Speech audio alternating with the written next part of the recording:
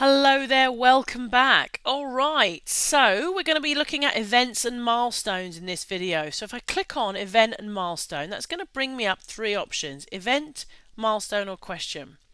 Now, how and where do I use events? I use events really for advertising webinars, yeah, and if I've got any offline seminars. So if I click on event, it's going to bring me up a brand new page, which is going to allow me to actually go and create an event, okay?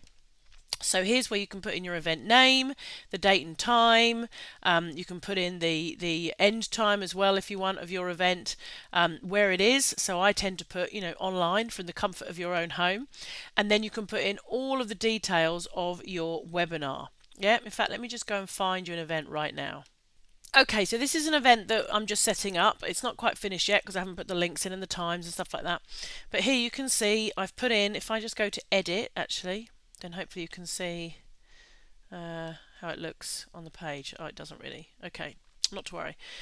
You can see I've put in the date, I can put in the time here from your office or home, and then I've put in the description, all the bits about the event itself, and then I can now go out and I can actually invite people to attend this event. Okay, that's what an event is on Facebook, and I really find them quite powerful. And I get lots of people that come and they can share and they can comment and they can really use the event almost like it's a separate page. So I do enjoy setting up events. Okay, so these are that's what I use them for. But you can also use them for anything. Anything like a page launch, a brand new page. If you've got a new product launch, if you've got a seminar offline, if you've got a new video that you're releasing, you can use events for anything, and it just gives you that opportunity to go and invite all of your friends to come and have a look at whatever it is that you want them to see. So that's events, okay? The next thing are milestones, and when you create that event, it's going to show on your wall. Okay, it's actually going to show. Let me just show you what it does. Let me go to event, and let's go test event, and let's say it's on the 26th of April, and here. And let's say it's at Yosemite National Park. And I'm not going to select guest right now. Always add an event photo, always, because that's your kind of graphical pull. Yeah, that's the bit people are going to look at. And then I'm just going to create that event. I'm not adding a graphic because we're not actually doing it. But there's my event. Look, there's a little map there of Yosemite because I've said that's where it is. And if I go to, I can share the event here, and I could share it on my own timeline, or I can share it on a friend's timeline or anything like that. But if I'm not mistaken, that should show on my wall of my page. And it doesn't. Okay, not to worry. So that's obviously just recently changed as well.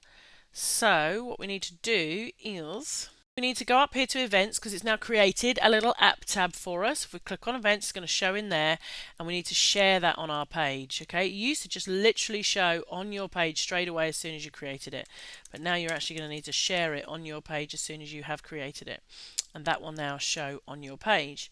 But note what it does do, it does give you an instant event tab. Yep, so you've now got an event tab, and then there's your event there, which I've just shared. Okay. So what else have we got? If we go into event and milestone, let's click on milestone.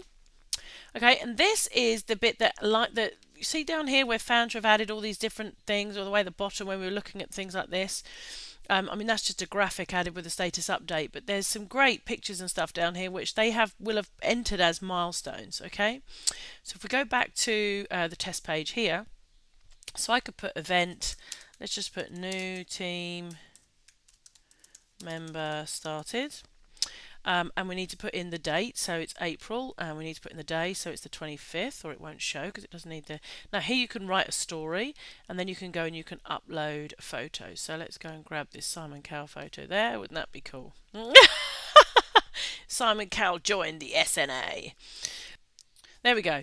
New team member started today. Boom. So that's now a milestone, which is highlighted, and I will show you what that is in another video. But that is now a milestone that I have added to my wall. Okay, and you can go and you can add as many milestones as you like. But here's the key thing with your timeline: it's about time. Okay, so if I go into the Social Networking Academy, because we started, obviously, if I go down to started, we started back in 2011. Yeah. what I could do if I wanted to is I could go and add milestones at various points in our journey. Yeah. So I could go down here into 2011 and I could say, okay, well, also in 2011 we did start, but we also ran this fantastic event on this particular date. And I can just click in anywhere and I can go and I can add a milestone in at that point. Yeah, so I can just basically click in and say, right, well, on this date we did this. Yeah, and all of a sudden that's going to save in on my wall at that particular time. Yeah, back in 2011. So that's why you see these companies have been able to create these pages that go all the way back to like 1955, etc., because they're basically going back and creating these milestones. Okay. So that's what you can do with your milestones. And then the next thing is the questions. Click on questions, and this basically allows us to add like a poll. So I could say, what's your favorite social media platform? Just as you know, I'm just sort of thinking off the cuff here, and then I can add poll options. So I can put in Facebook, and I can put in okay, I can put in Twitter,